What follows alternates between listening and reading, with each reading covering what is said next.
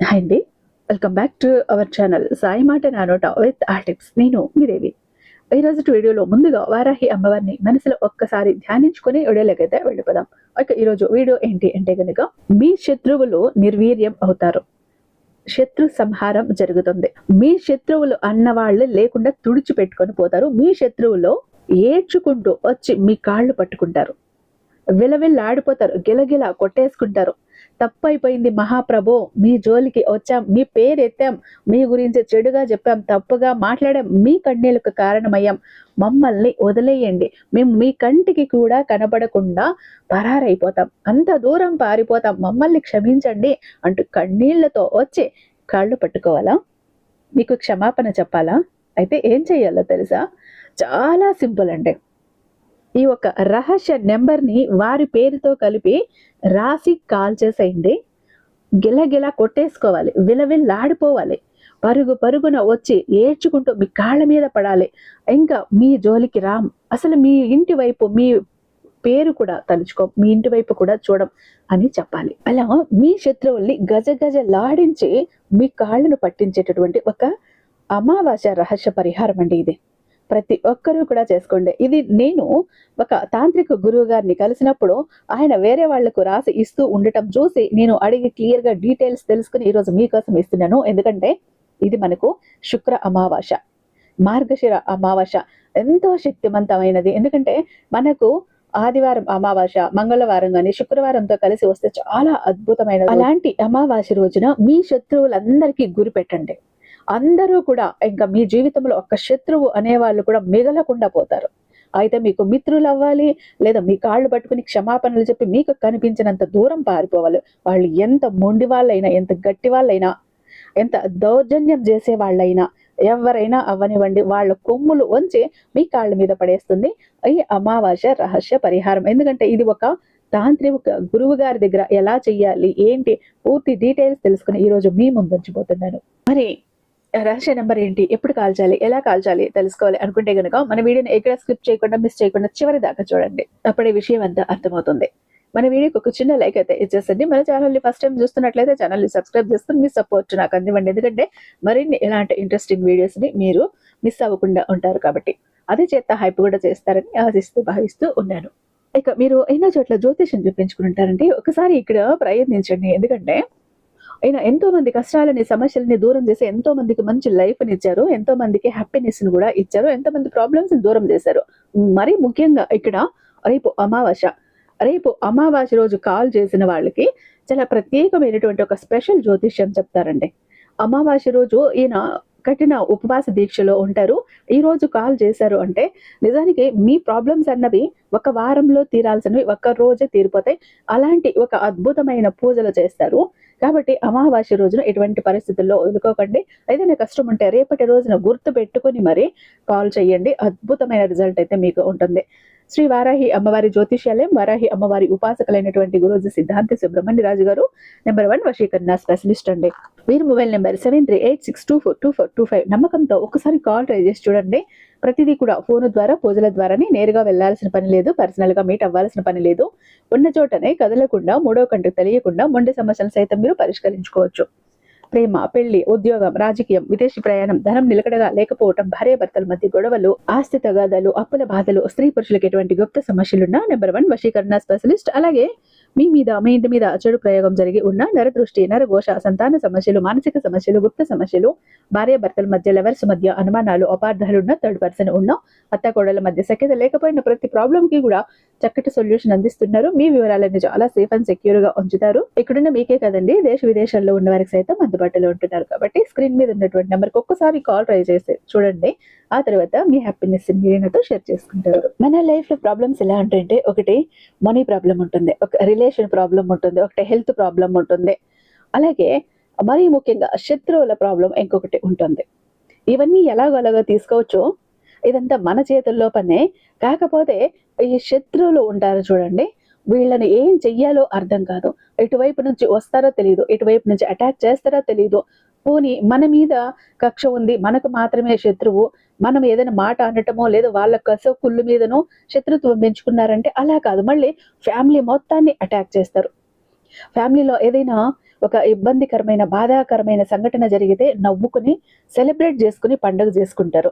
ఇంట్లో పిల్లలు గాని, పెద్దవాళ్ళు గాని ఏదో ఒకటి తెలుసో తెలియక తప్పు చేస్తే ఆ తప్పుని టార్గెట్ చేసి ఊరు వారడ అంతా ప్రచారం చేసేసి అపప్రతిష్ఠ చేసి అల్లరి పాలు చేసి నవ్వులు పాలు చేసేస్తారు. శత్రువులు అనేవాళ్ళు ఏ విధంగా దెబ్బ కొట్టాలా అని చూస్తూనే ఉంటారు. అది డబ్బు కావచ్చు, రిలేషన్ కావచ్చు, పరువు మీద కావచ్చు, దేని మీదైనా కావచ్చు, కాచు కూర్చుని ఉంటారు. అలాంటి శత్రువులు మన ఇంట్లో కూడా ఉంటారు. మన ఇంట్లో లేకుండా ఏం లేదు, మన ఇంట్లో ఉంటారు, మన ఇరుగు పొరుగు ఇళ్లలో నైబర్స్ లో ఉంటారు, మన కొలీగ్స్ లో ఉంటారు, లేదా మన బిజినెస్ చేసే చోట ఉంటారు, లేదంటే మనకు ఏదైనా ప్రాపర్టీస్ భూములు అంటే అక్కడ ఉంటారు. ఎక్కడైనా అవన్నీ ముఖ్యంగా మన బంధువుల్లో ఉంటారు. స్నేహితులు ఎక్కడైనా కూడా స్నేహితులు అనే వాళ్ళల్లో కూడా ఈ శత్రువులు అనేవాళ్ళు ఉంటారు. ఒక్కొక్కసారి మన నోటు దూల వల్ల మనం తెలుసో తెలియక ఏదన్నా తప్పు చేసే ఒక మాట అనటం వల్ల వాళ్ళ మనసు హట్ అయ్యి వాళ్ళు ద్వేషం పెంచుకుని శత్రువులుగా కొంతమంది మారితే మన చేజేతులారా మనం కొంతమందిని శత్రువులు చేసుకుంటే మనకు ఆల్మోస్ట్ 99% కూడా శత్రువులు ఎలా ఉంటారు అంటే మనం ఎదుగుతుంటేనో, మనం గ్రోత్ అవుతుంటేనో, మనకు కావలసినవన్నీ కొనేసుకుంటూ ఉంటేనో, మనం హ్యాపీగా ఉంటేనో, నవ్వుతూ ఉంటేనో, సరదాగా ఉంటేనో, ఇల్లు కట్టుకుంటేనో, కారు కొంటేనో, బంగ్లా కడితేనే, ఇలా జాబ్ ప్రమోషన్ వచ్చిందనో, సంపాదన పెరిగిందనో చూసి కుళ్ళుపడి ఈర్షపడి శత్రుత్వం పెంచుకునే వాళ్ళు కొంతమంది. కొంతమంది బిజినెస్ డెవలప్ అవుతోందని కొంతమంది. కొలీగ్స్ అయితే బాస్ సరే బాగా మాట్లాడుతున్నారు, వీళ్ళకి ప్రమోషన్ వస్తుంది, అంతా వీళ్ళకే పనులన్నీ అప్పచెప్తున్నారు, వీళ్ళని మంచిగా ట్రీట్ చేస్తున్నారు అని అటువైపు. బిజినెస్ అయితే గ్రోత్ అవుతోంది అని, వీళ్ళ పక్కన అయితే అన్ని కొనేసుకుని చక్కగా హ్యాపీగా ఉన్నారు అని. కొంతమంది ల్యాండ్స్ పక్కన అలా ఇలా ఉంటే వాళ్ళు వీళ్ళు అమ్మేస్తే మేము కొనుక్కుందాము వీళ్ళది కూడా అని అక్కడి నుంచి ఖాళీ చేయించాలని శత్రుత్వం పెంచుకుంటూ ఉంటారు. ఇంకా మరీ ముఖ్యంగా భార్యాభర్తల మధ్య ఎవరైతే థర్డ్ పర్సన్ ఉన్నారో ముఖ్యమైన శత్రువు వీళ్ళు. ప్రేమికుల మధ్య, భార్యాభర్తల మధ్య ఉంటారు చూడండి శత్రువులు, థర్డ్ పర్సన్లు, వాళ్ళని వెళ్ళగొట్టాలి. కుటుంబంలో చిచ్చు పెట్టే వాళ్ళు ఉంటారు కక్షగట్టి ఆనందాన్ని పాడు చేయటానికి. అలాంటి శత్రువు ఎవరైతేనేంటి, వాళ్ళ వల్ల మీరు ఇబ్బంది పడిపోతున్నారు, కన్నీళ్లు పెట్టుకుంటున్నారు, టార్చర్ పెడుతున్నారు, మానసిక ప్రశాంతత లేదు, నిద్రపోవటానికి కూడా లేదు, అనుక్షణం కూడా ఏదో ఒక విధంగా వాళ్ళు అటాక్ చేస్తూనే ఉన్నారు. మాటలతోనో, చేతలతోనో, వెనక చెడు ప్రచారం చేస్తూనో, పరువు తీస్తూనో ఏదో ఒకటి చేస్తూ ఉన్నారు. అలాంటి వాళ్ళని మీ జీవితంలో నుంచి తరిమి కొట్టాలి. వాళ్ళంతటి వాళ్ళే వచ్చి కాళ్ళు పట్టుకోవాలి. తప్పు అయిపోయిందని కాళ్ళ మీద పడాలి. అప్పుడు ఏం చెయ్యాలి, మీకు కరెక్ట్గా ఆ శత్రువు వల్ల మీరు ఇబ్బంది పడి ఉండాలి, కన్నీళ్లు పెట్టుకొని ఉండాలి, బాధపడి ఉండాలి. అలాంటి శత్రువు మాత్రమే. అంతేగాని ఇటువైపు మీరు అసూయతోనో, కుళ్ళుతోనో వాళ్ళు బాగుపడుతున్నారు, వాళ్ళు చెడిపోవాలి, ఇలా దురుద్దేశం పెట్టుకుని చేస్తే రివర్స్ అవుతుంది. జాగ్రత్త. నిజంగా ఒక వ్యక్తి వల్ల మీరు బాధపడితే ఆ వ్యక్తి శత్రువు అని డిసైడ్ అయితే మీరు అవ్వటం కాదు, భగవంతుడు డిసైడ్ అవుతాడు, యూనివర్స్ డిసైడ్ అవుతుంది. ఖచ్చితంగా అలాంటి వాళ్ళకి, మీకు ఇబ్బంది పెట్టిన వాళ్ళకే ఇంకా నలుగురు ఇబ్బంది పెట్టే వాళ్ళని చూపిస్తాడు దేవుడు. ఓకేనా? ఏం చేయాలి మీరు అంటే, ఒక వైట్ పేపర్ తీసుకోండి, రాతలో గీతలు లేనిది. ఒక black colour pen, red colour pen, 2 కావాలి ఇక్కడ మీకు. బ్లాక్ కలర్ పెన్ను తోటి వైట్ పేపర్ మీద 4 బాక్సులు వచ్చే విధంగా, నిలువుగా 4 బాక్సులు, అడ్డంగా 4 బాక్సులు వచ్చే విధంగా డ్రా చేసుకుంటే, నేను స్క్రీన్ మీద మొత్తంగా ఇస్తాను. చుట్టూ అవుట్ లైన్ కూడా సన్నగా ఒక చుట్టూ ఒకటి వేసి వదిలేసేయండి, సన్న బాక్స్ లాగా.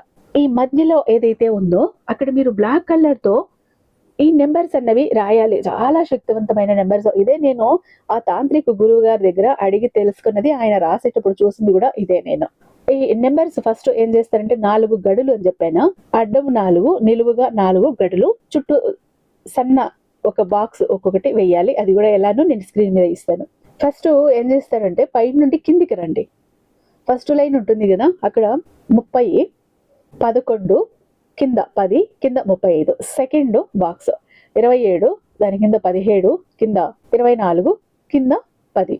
ఆ పక్కన లైన్ ఫస్ట్ బాక్స్ 12, కింద 32, దాని కింద 14, దాని కింద 31. ఇంకా లాస్ట్ బాక్స్, అందులో పైన 13, కింద 12, దాని కింద 34, కింద 18.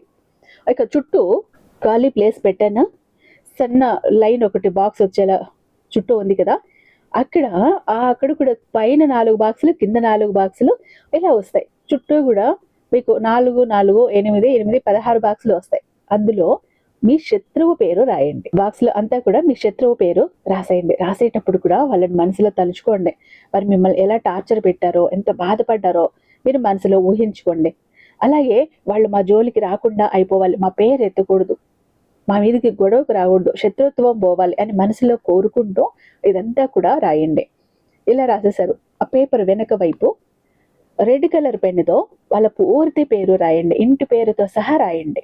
3 సార్లు రాయాలి. పైన కింద కింద ఇలా. ఒకవేళ ఇంటి పేరు తెలియకపోతే వాళ్ళ పేరు ఏది తెలిస్తే ఆ పేరు రాయండి. కింద ఓం శత్రునాశ స్వాహ, ఓం శత్రునాశ స్వాహ అనే మంత్రాన్ని ఒక్కసారి రాయండి. ఇది అంతా కూడా మీరు రెడ్ కలర్ పెన్తో రాయాలి. ఇక్కడ బాక్సుల్లో నెంబర్స్ వేసారా, ఆ బాక్సుల్లో వేస్తున్న నెంబర్స్ మాత్రం బ్లాక్ కలర్ పెన్తో రాయండి.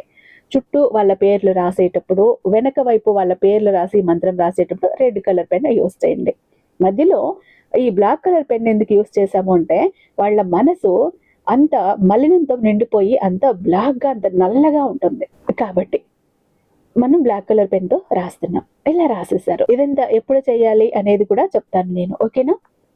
రాసేసాక ఆ పేపర్ని ఈ నెంబర్స్ ఉన్నాయి కదా, నెంబర్స్ లోపలికి వచ్చే విధంగా ఫోల్డ్ చేయండి. దాన్ని 4 మడతలు వేసుకోండి. అగ్గిపుల్ల వెలిగించి వాళ్ళని తలుచుకోండి, సంకల్పం చెప్పుకోండి. ఏమని?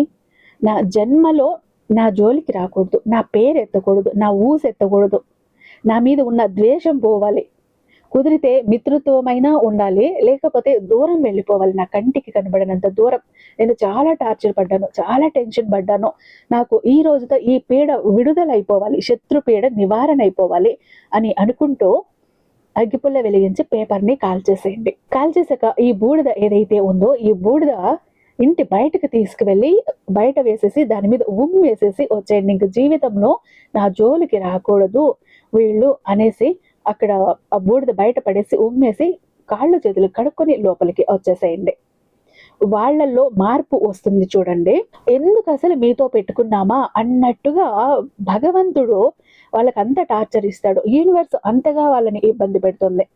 బుద్ధుంటే ఇంకా వీళ్ళ జోలికి వెళ్ళకూడదు, చాలా తప్పు చేశాను అంటూ వచ్చి కాళ్ళ మీద పడతారు. ఇంకా జీవితంలో మీ జోలికి రాను, మీ పేరు ఎత్తను, మీ ఊసు ఎత్తను, నా పాటికి నేను ఉంటాను, నన్ను క్షమించండి అంటూ కాళ్ళ మీద పడతారు. అలా చేసేటటువంటి ఒక అద్భుతమైన ఒక పరిహారం. మరి ఎప్పుడు చేయాలి?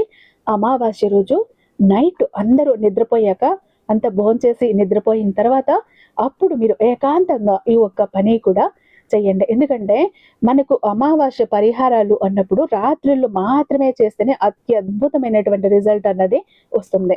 ఇది అమావాస్య పరిహారమే, అమావాస్య రోజు మాత్రమే చెయ్యాలి. ఈ అమావాస్యకి మిస్ అయిపోయారు అనుకోండి, నెక్స్ట్ అమావాస్య చేసుకోండి. ఒకవేళ పీరియడ్స్లో అలా ఉంటే చేయకండి, ఓకేనా? కాబట్టి ప్రతి ఒక్కరికి యూజ్ అవుతుంది. మీ శత్రువుల్ని తరిమి తరిమి కొట్టండి. మీరు కొట్టక్కర్లేదు, తిట్టక్కర్లేదు, శాపనార్థాలు పెట్టక్కర్లేదు. ఈ ఒక్క చిన్న రెమెడీ చేశారంటే వాళ్ళల్లోనే మార్పు వస్తుంది, వాళ్ళలో పశ్చాత్తాపం కలుగుతుంది. మీ వైపు చూడాలంటే గజగజ లాడిపోతారు, వణికిపోతారు.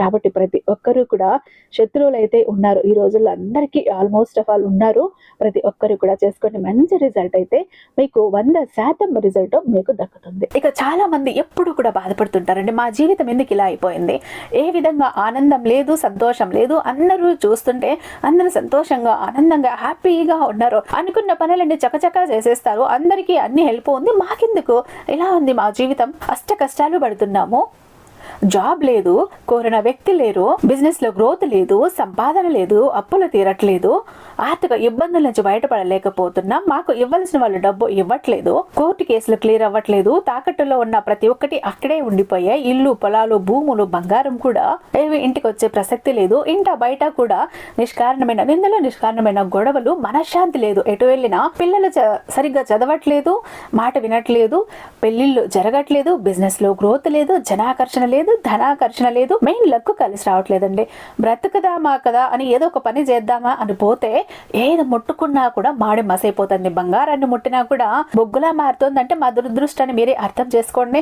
మా జీవితం ఈ చిందర వందర నుంచి, గందరగోళం నుంచి బయటపడాలంటే ఒక అద్భుతం జరగాలండి అని ఎవరైతే అద్భుతం కోసం ఎదురు చూస్తూ ఉన్నారో అలాంటి వారికి ఒక అద్భుతాన్ని చేసి చూపిస్తుంది బిలియనీర్ చక్ర. ఈ ఒక బిలియనీర్ చక్ర మీతో, మీ జోబులో, మీ పాకెట్లో, మీ వాలెట్లో, మీ పర్సులో మీరు పెట్టుకుని వెళ్ళారు అంటే 100కి 1000% సక్సెస్ వస్తుంది.